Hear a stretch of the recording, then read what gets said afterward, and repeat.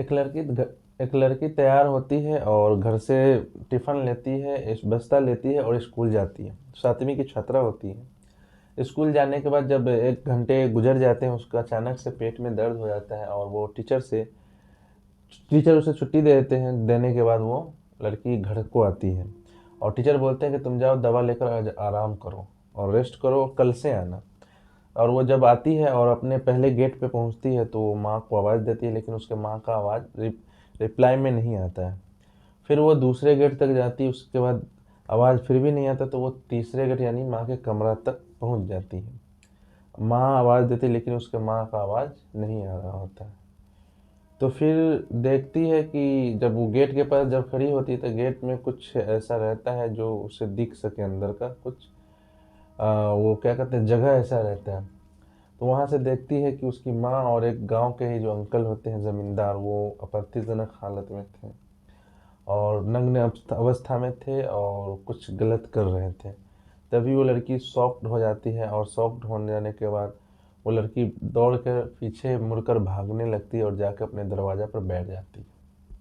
और बैठने के बाद वो गुमसुम सी रहती है। तभी उसकी जो माँ होती है वो आती है और बेटी को आवाज़ देती है। देने के बाद वो बेटी आती नहीं रहती है अंदर, क्योंकि उसकी माँ को भी कहीं ना कहीं पता चल गया था कि ये लग रहा है कि सही खुली आंखों से उसने हमारा जो कृत्य है वो देख लेती है। और उस युवक को भी वो लड़की पहचानती थी कि ये हमारे पिताजी के जो हैं दोस्त हैं और इस गांव के ज़मींदार हैं और अच्छा खासा हमारे घर पे आना जाना है। लेकिन ये जो कृत्य था ये देखकर वो लड़की भी हैरान थी और जाके परेशान हो रही थी, वो बैठी हुई थी। तभी वो अंकल घर से निकलता है। निकलने के बाद वो व्यक्ति जाता है और उस लड़की को घूरते हुए जाता है और वो चला जाता है। तभी उसकी माँ जो होती है उसे समझाने की कोशिश करती है कि बेटा तुम ये बात जो तुमने देखा है किसी को बताना मत और तुम टेंशन मत लो, ये सब कुछ नहीं है, कुछ ने नहीं देखा। लेकिन वो बच्ची गुमसुम सी रहती है और वो कुछ नहीं बोलती है। तभी उसके माँ को डाउट हो जाता है कि लगता है ये किसी को बता देगी, लेकिन माँ फिर उसे बहला फुसला कर और उसका जो दिमाग होता है, उसका जो ध्यान होता है, उसको दूसरी जगह भटका कर लगा देती है। वो लड़की भटक भी जाती है और उस लड़की को उतना वो किसी को बताती भी नहीं है कुछ भी। लेकिन उस लड़की के दिमाग में जो छप गया था वो एक घृणा काम जो था, कृत्य था, वो लड़की के दिमाग से जा नहीं रहा था। और वो जो युवक था वो चला जाता है, वो लेकिन उस लड़की को घूरते हुए गया था। तभी कुछ दिनों बाद जो होता है, 4 से 5 दिनों बाद उस महिला को किसी शादी में जाना था और वो महिला शादी में जाती है। और उस घर का जो पति होता है वो मजदूर व्यक्ति होता है, छोटा मोटा काम करने वाला। वो हर रोज सुबह को जाता था और शाम को आता था काम करने का। तभी वो व्यक्ति क्या होता है कि सुबह में उठता है, उस व्यक्ति को काम पे जाना था और वो काम पे जाता है और महिला जो उस घर की होती है वो शादी में चली जाती है। तभी और बेटी से बोल कर जाती है कि तुम जानवर के लिए चारा लेकर आना और उसी अंकल के खेत से जाकर ले आना। तो और वो अंकल आएंगे तो उस अंकल को बोल देना कि मम्मी पापा नहीं है, बाहर गए। वो ऐसा ही करती है। वो अंकल आते हैं और बोलते हैं कि मम्मी कहाँ है तुम्हारी, वो बोलते हैं नहीं है, वो कहीं शादी में गई है। तभी वो बोलते हैं कि तुम्हारी माँ बोली थी कि तुम जाकर मेरे खेत से चारा ले आओ जानवर के लिए।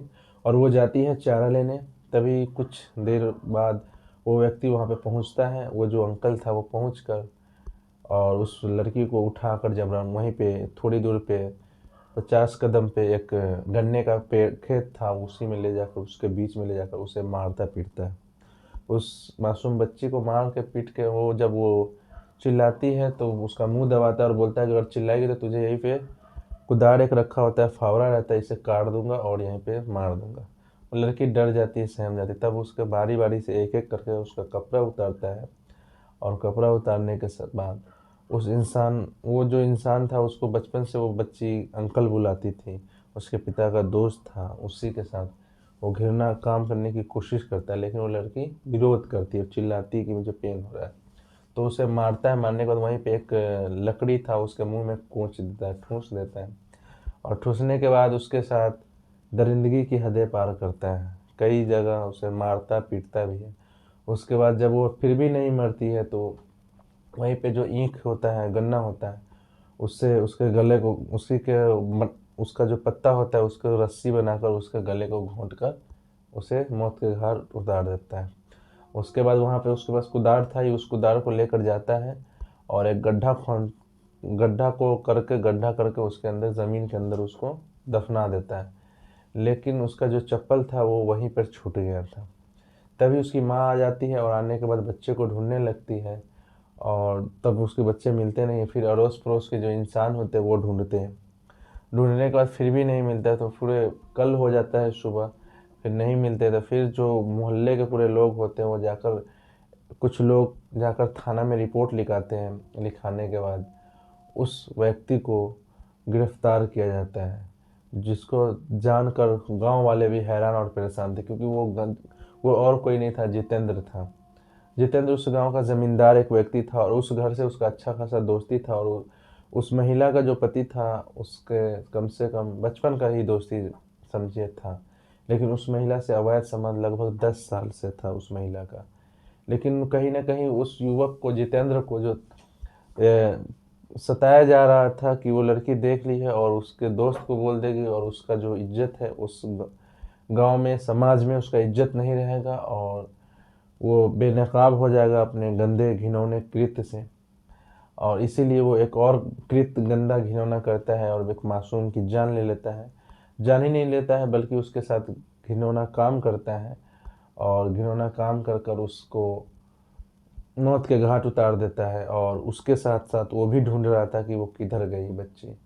जब पुलिस उस लाश को उखाड़ती है, उखाड़ने के बाद उसको पोस्टमार्टम के लिए भेजकर और उस युवक को गिरफ्तार कर लिया है। युवक ने एक्सेप्ट भी कर लिया है, और घर वाले का आरोप है कि उसके साथ कई और लोग भी मिले हुए हैं।